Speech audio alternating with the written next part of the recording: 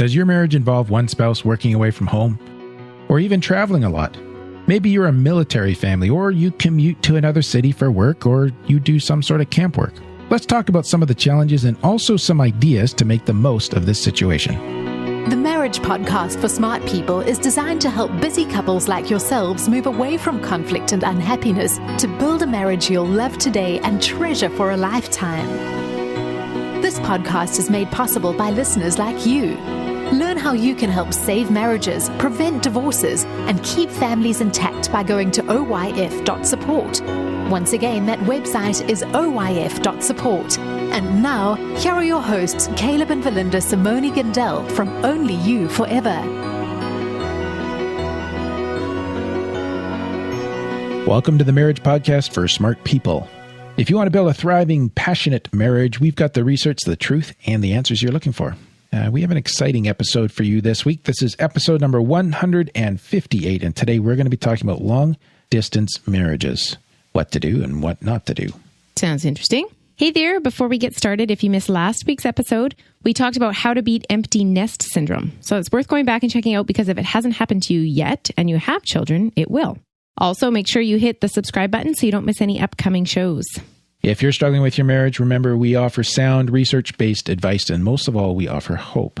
Mm-hmm. So let's get into this long-distance marriage thing, Verlinda. Okay.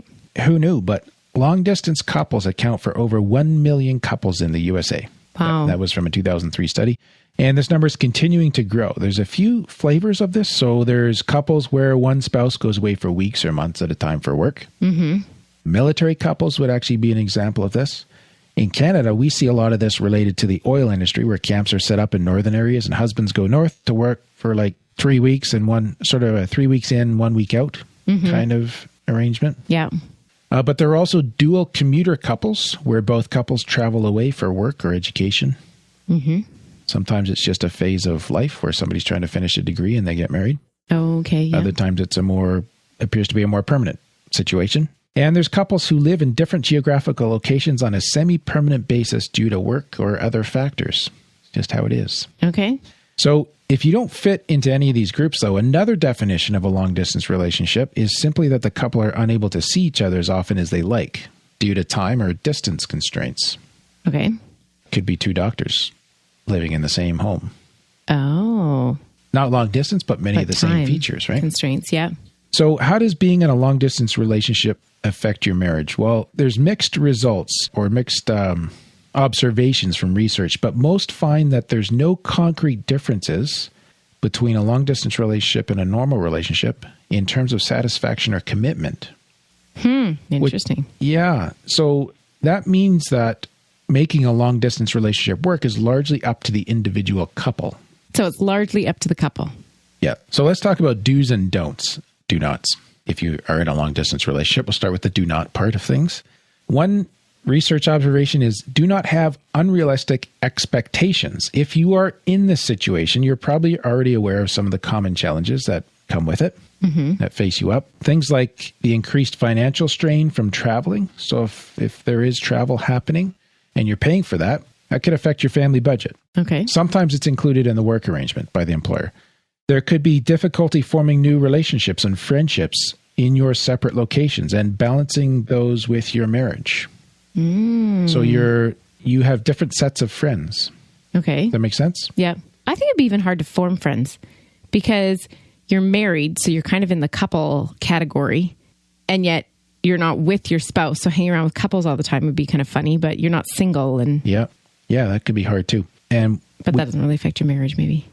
Well, it can make you feel like you're missing something when everybody else is together, which could lead to sadness or disappointment or resentment, right? Okay. Dissatisfaction of some sort.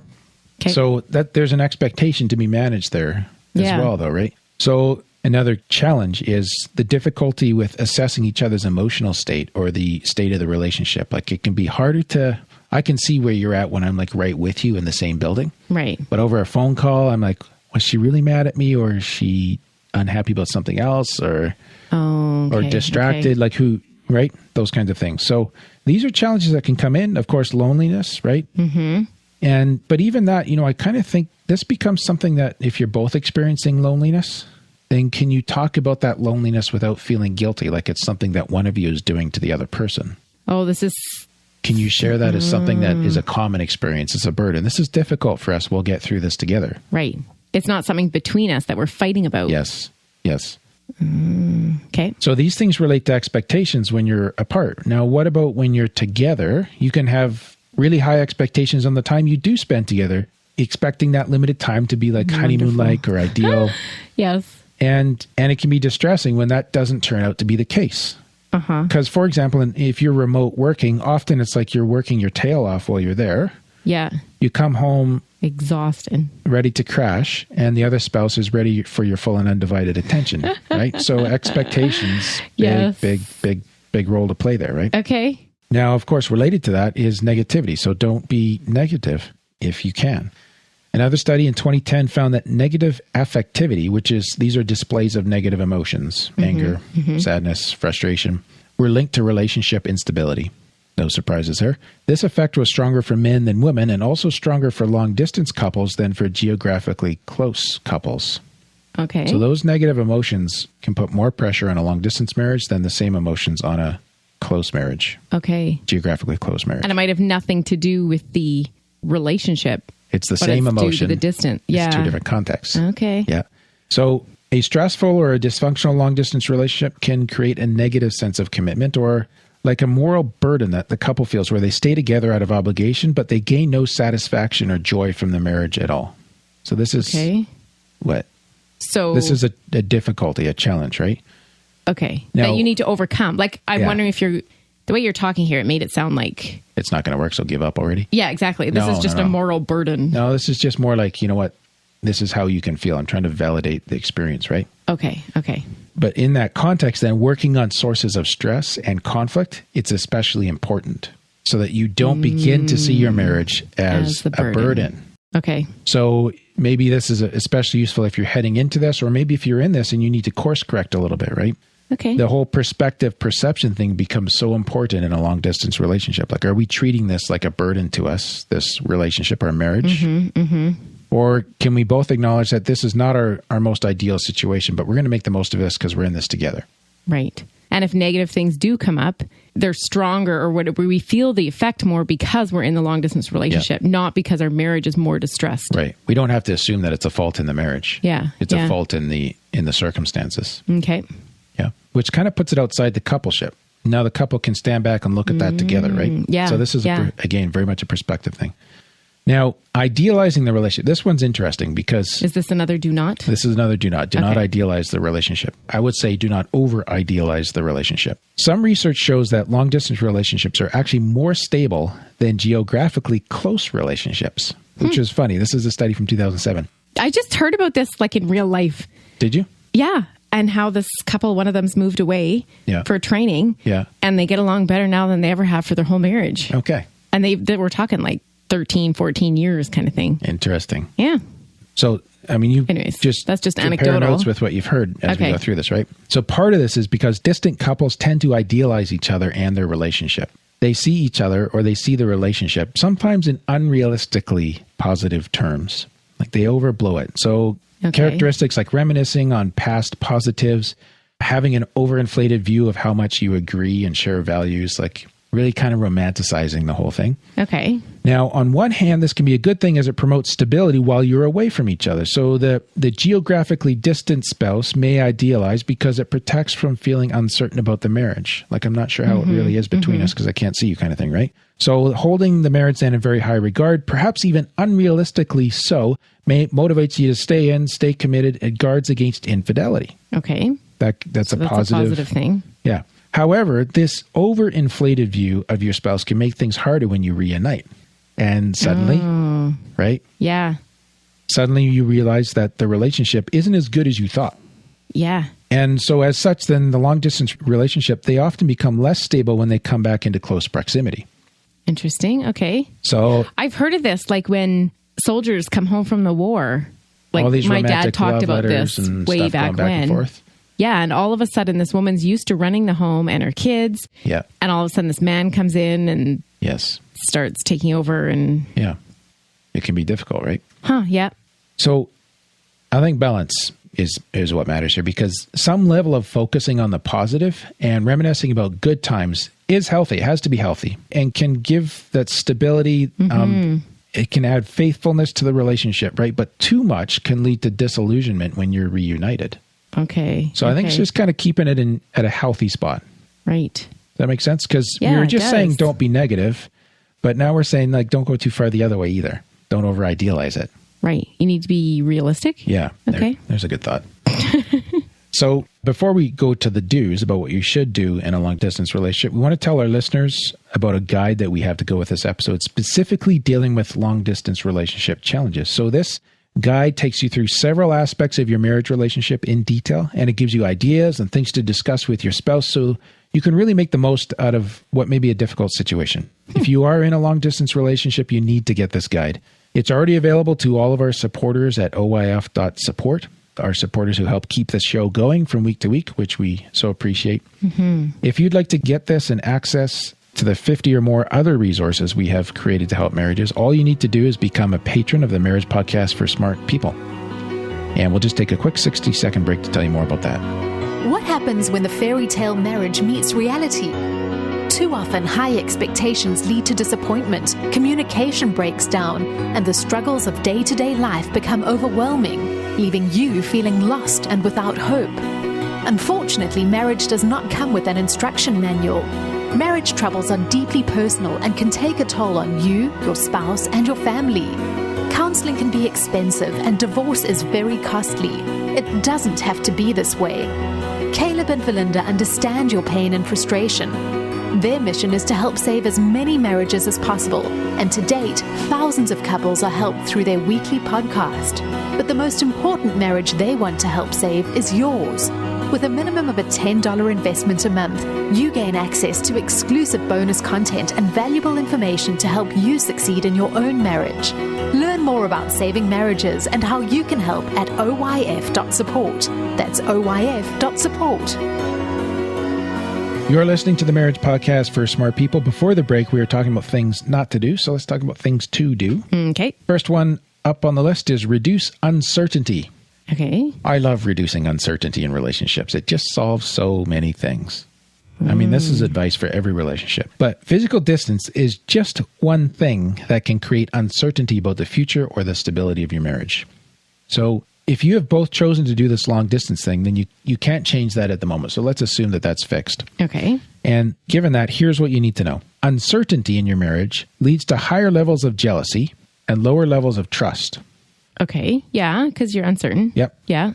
Other factors that influence uncertainty include emotional distance, which is like how willing you are to open up to each other, levels of conflict, perceptions of rival partners, and the frequency and or quality of sex. So, Influences uncertainty. Okay. Yep. So when physical distance is high, you can actually reduce uncertainty with the relationship by compensating in the other areas, except for the frequency and quality of sex. Oh, quality. Well, I'm just saying when you're not together. Right. That would be difficult. Yeah. Now, by discussing these things together and by engaging in these maintenance behaviors, these are positive actions that strengthen the relationship, you can reduce the uncertainty in your marriage. So what I'm trying to say here is you need to know about this uncertainty thing. It's going to be a troublemaker, but you can be intentional and purposeful about it so that it doesn't have as much influence in your marriage. So you can still engage in relationship maintenance behaviors. You can still do things that are good for you guys as a couple, even when you're not together. Okay. Things like open, clear communication, staying in touch, indications of love, thoughtful actions toward ech other. It's not going to be the same ones you use at home, like coffee and bed, obviously. That would be a good one. Not that all of us do that at home. Right? Okay, so I just totally got busted there. Yep. It's funny how you assumed that was for you, though. Well, I was just thinking that would be very loving of you. How do you know I wasn't thinking the same thing? Because I wasn't. Okay. I was trying to call your bluff on that one, but there I am failing again. Let's move on and talk about other people's marriages. Okay. Yes. And note to self, run the coffee machine.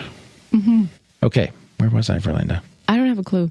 We were talking about working on the positive things. Just because you're apart doesn't mean that you need to stop working on the marriage. Maintenance behaviors that some of us have let go of. So these behaviors, they're apparently critical to the success of your marriage and to not getting chewed out as a podcaster.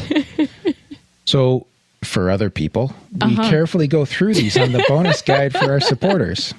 I think we should read the bonus guide. You think so, hey? You should. Evidently. But here's my next point for Linda, which I think you really need to pay attention to, and that is focusing on the positive aspects of your marriage. So let's keep moving this right along. So for example, planning your next visit home, or even using the increased sense of autonomy for personal growth. So it's like, okay, I'm by myself. How can I make the most of this? Right. So rather than seeing that as a punishment or an unfortunate or a, something done to you or against you or a disadvantage, it's like, hey, how can I make this an opportunity? Like I have more time because I'm not like putting the kids to bed or whatever. What can I do instead that would make... Yeah. And that in turn is going to help you bring an even better version of yourself to the marriage. So focusing on the positive aspects is valuable as well. Now, another thing that you can do is plan time together effectively so that when coming home, and I think this has to be balanced on the expectation side, like so it accommodates needs for rest or just recovery from the work time or whatever that might look like. But plan your weekends or your visits together so that you get maximum enjoyment out of them. You know what? This is even good for people that just work all week. Because I know I get to a Saturday and I'm like, oh, yay, family day. And then you haven't planned anything. Yeah. Yeah. And funny how everything's on me in this episode. Yeah, I know. Funny that. But you know what I mean? Yeah. Like you're like, oh, phew, finally Saturday. Yeah. And then there's a difference in expectations there. And no communication. Yeah. Yeah. So, I mean, there's stuff in here for local marriages as well as remote marriages. Exactly. Yeah. But making space for showing affection, for reaffirming your bond in person when you have it, right? Right. So and that might be letting your spouse take a nap. Yeah. Yeah. Huh. Yes. Amen. Testify. So, okay. Another thing is talking about the little things. This touches on the communication thing. So couples, if you think about us for Linda, I think one thing we actually do well. Actually. Just going for the positive here. Is we find our sense of joint meaning through regular interactions, just chatting with each other about our day-to-day details of life, keeping in touch with that. Now, if you're remote, that's harder to do possibly. Okay. So long-distance couples need to counteract that by being more intentional about talking through the mundane stuff as well as the big important matters. So I'm not just going to phone you when I'm upset about something that's going wrong, but we're going to talk through the little, we're going to just stay in touch as a family unit. You know what I mean? As a couple. Yeah. You know what? This makes so much sense because I know even a missionary over in Africa. Yeah. And she says like people think they have nothing to say, so they don't keep in touch. But it's just the little things of life, like those normal, mundane things. About what's going on. That she wants to hear about. Because she doesn't have the same mundane anymore, right? Hers is different. Yeah. So in a marriage relationship, that helps you kind of keep more grounded in what's happening in the relationship, right? Yeah, or just connected with the other person's day. And I think it counteracts the over-idealization piece too. Oh, yeah. It's just kind of like everything's not perfect and out there and only I have troubles at home. Is that what you mean by Yeah, but just you're both kind of keeping your feet on the ground in terms of what's happening in day-to-day in each other's lives. Okay. So it's not like she's just sitting around waiting for me to get home or... You know what I mean? Mm-hmm. Thanks for that. Sorry, I shouldn't have started. That's just what I do, honey. Yeah. Mm-hmm. And like you said, it really brings your spouse into their world. But I think it also adds some safety and some security in the relationship too, because it's a window into each other's worlds. So I'm not living a private life that's hidden. Right. There's an openness here. Yeah. So you kind of might want to overshare the mundane stuff that you don't think matters to your spouse. May actually, really opening this up could really help. And I was corresponding with one of our listeners from Australia on this. Now, her husband works away from home. And one of the things that they have found is that being very intentional about maintaining their emotional connection through constant communication, that helps them a lot. Okay. So they have to be very purposeful about this. They use face-to-face video calls, they text, they use phone calls. Okay. Now, kind of as a side note for her too, which this isn't something we have elsewhere in what we're saying today, but I thought this was brilliant, is she emphasized how valuable it was for her to have a good support network at home. Makes perfect sense. Yeah. But that includes networking with other spouses who worked at the same place her husband does. Oh. So they have this common bond of all their husbands are there. Yeah, yeah. And that's a connection point for them. And they kind of share news about what's going on there. And I think they maybe piece together different parts of the puzzle from what their husbands are saying. And they're sharing this. But it gives them they've created a little circle to circle around each other. Right. Their own community. Yeah. Huh. Which is really cool. Yeah, that is. Now, as we just mentioned, face-to-face communication is another thing to do. And of course, in our day and age, usually with data and good wireless or good internet somehow, this is more possible, right?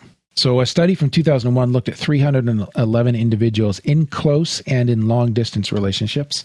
They found that long-distance couples who were in regular face-to-face contact, like through Skype or even by returning home, they were significantly less uncertain about the future of their relationship. They were significantly more trusting, and they were better at using positive maintenance behaviors like reassuring each other and sharing out tasks. Another study from 2007 showed that face-to-face contact while separated also predicts stability once the couple are reunited. So what is it about the actual like face-to-face? I think it's just you get that whole added layer of at least a body language in your communication. So you can see. Right. You know, when you only have written, right, you know how hard it is to understand tone and how easily it is to miscommunicate by text message, right? Right. Now you do a voice phone call and you get a lot of the tone. Right. But, you know, in other podcasts, we're saying that 80% of communication is nonverbal. Right. So you're still missing that huge chunk that comes visually. Right. And like going back to the phone call thing, babe, like when you're distracted on the phone, I don't know if you're upset with me or if you're just distracted. You know what I mean? Like you have to try to make sense of it. Yeah. Yeah. But if you could see me, how would that? Well, then I would know, oh, okay, he's just, you know, I don't know what you're doing. ADHD moment, like knock on the screen here. Yeah. Yeah. Exactly. So it gives you another interpretive layer. Right. Another is a connection. Okay. A stronger connection. Another thing to do is to continue to find meaning. So a study again, and this one from 97, identified 2 types of commitment found in long-distance relationships. One was enthusiastic commitment, which is levels of satisfaction and happiness with the relationship. And the other was moral commitment, which is investing in the meaning of the relationship and believing it ought to continue. Both good. Only moral commitment was linked to the stability of the relationship in their study. That was the biggest predictor of that. So finding meaning in your relationship before and during long distance periods increases moral commitment, which increases long-term stability. So this is no surprise, right? We had a big discussion about commitment in episode 82. Yeah. Yeah, but we've heard about enthusiasm lately too. We have. But I guess what you're saying is like when you're further apart, you might not have those levels of enthusiasm and happiness and whatever, but it doesn't mean your marriage is doomed. No. If you're committed. And overt about the commitment. I would say. Okay. Yeah. Okay. Does that make sense? Yeah, I guess so. Mm-hmm. You just was hoping I was going to wax eloquent on that enthusiasm. Yeah, exactly. Yeah. So we talked a lot about for do's and don'ts for Linda, but I think there's a third really important piece, and that is reuniting. Like, how does it work when you come back home? If you have children, often your wife and children are functioning without the husband. He's not part of the daily family system. When he comes home, that system has to adjust and accommodate, knowing that he's going to leave again. That's a challenge. Mm-hmm. I mean, think about a company which has, you know, a handful of employees and a manager. Mm-hmm. And then once a month for a week, somebody comes in and takes over management. Right? And that whole organization has to reset itself in and out of that in a constant cycle. Okay. You know what? I know somebody, and she told me this. She said, like, when my husband's gone, I'm basically a single mom. Yep. And so for her, when he comes home, she tries to include him, but it's still like everything's just a little bit more up in the air. And she's used to functioning without him. She doesn't have to consult him for decision making. Yeah. She just does her own thing. Yeah. Yeah. So we didn't actually find a lot of research on this, which is interesting. Oh, really? Yeah, but there are a few things to mention. Okay. Reuniting after long periods of absence creates a state of relational turbulence. Okay. It's bumpy. Yeah. Okay. Yeah. We talked about that in the empty nest episode. And in that moment, or in those moments, uncertainty and stresses they can make spouses much more reactive to both positive and negative interactions. So you kind of, everybody's a little more on edge. Okay. Oh, that's funny though about the positive. I don't know if I would have guessed that. Yeah. Like I can understand being reactive to the negative interactions.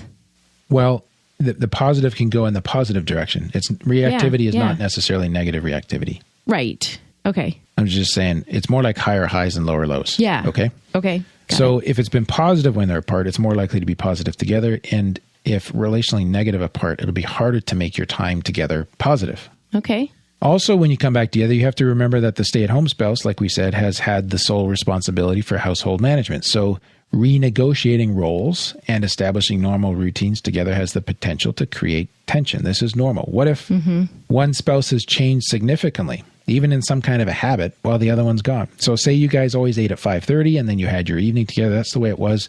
Now this remote work starts, and the remote worker arrives home to find that his or her spouse has a nice full evening planned out, and then they eat at 8:30 p.m. That's how they're doing it now. Okay. So the spouse comes back home, the remote spouse. Are they allowed to change that rule back to what they were used to, back to what they liked? Okay. And if you're not home, why should the at-home spouse do it the way you want it? Right. Why not do what works for them? What if you never knew this change had happened? Surprise. Oh, you need to talk about the mundane things. Yeah. So Like all these things kind of come, right, Okay. into play at the moment when reuniting is happening. And so this goes back to, we just talked about this not too long ago, but What's that? when some conflict happens in the marriage, or not in the marriage, but it happens from the outside, how much power are you giving that conflict? Right. Like, are you giving it so much power that you think it's a marriage problem? Right. When it's actually an outside problem, which Like doesn't it's- really have anything to do with your marriage. It's a feature of a long-distance relationship. Huh. Yeah. Yeah. It doesn't have to be something between you. Right. Just, oh, look at what just happened there. Like this. Okay, that one's going to get us. How are we going to do this? Right. Huh. So returning home, therefore, can be a difficult time for both spouses. Yeah. But it can also be a source of many positives. Maybe this That's forces you neat. to be better communicators. Yeah. You'll be yeah. skilled up above what your peers have as a result of this. Like, is this a growth challenge for both of you guys to make this work? I think even like going back to the supper example, right? Like this can be a time where you realize like that you are a couple that can be flexible. Yes. And so rather than eating at 5:30 every night, Yeah. it's like, okay, you know what? We're going to eat supper later for a few months because it's actually light out and Yeah. whatever, you know? And so it can turn into a positive thing that we're able to be flexible and change. It could be seen as something to appreciate. Yeah. Right. I'm just trying to find a positive. No, it's good. But this is the thing is you can choose to see it that way, or you can be like, well, like what gives you the right to change something? No, but I was, yeah, okay. I You know agree what with I mean? that. So yeah. perception. But I was thinking more of rather than look at this as like, oh, something we have to go through. Yeah. It's an advantage because some of us that eat supper at 5:30 every night maybe are missing out on Right. different things just because we're not flexible. We haven't had to be pushed outside our box and do something different. Right. So it's developing life skills. Yeah. Yes, absolutely. So in all of that, though, Yeah. there's just this possibility for reactivity. Mm-hmm. So can Not we? that all of us are reactive. Not at all for Linda. No. So can we leverage that to the advantage of the marriage? Now, this reuniting thing to make it a positive, like be intentional about the rituals of leaving or coming back together. Okay. Make this a constructive moment Right. or moments. Because in those moments, like this does go both ways, right? In those moments, Yeah. small acts of kindness or love will have a bigger impact during this period. So that can make 'Cause it it'll easier make for the them transition. It can strengthen the marriage. Higher highs. How can I leverage this? We have to do this. Let's make the most of it. Kind of thing. All good? Oh, well, Caleb, we're not even long distance, and I'm excited about this. Sorry. That's cool. I'll be sure and get you coffee tomorrow morning. All right. Okay, let's wrap this puppy up. Okay. We want to thank those of you who have become patrons between this recording and our previous one, Chris and Michael and Scott. Also, a huge thank you to those of you who continue to make this show possible from month to month. Yes. We appreciate every one of you. And we had a stellar review Did on we? iTunes USA. Ooh, we love this podcast. 5 stars by Amdobs4. Says, my husband and I have listened to this podcast for a few months now, and we absolutely love it.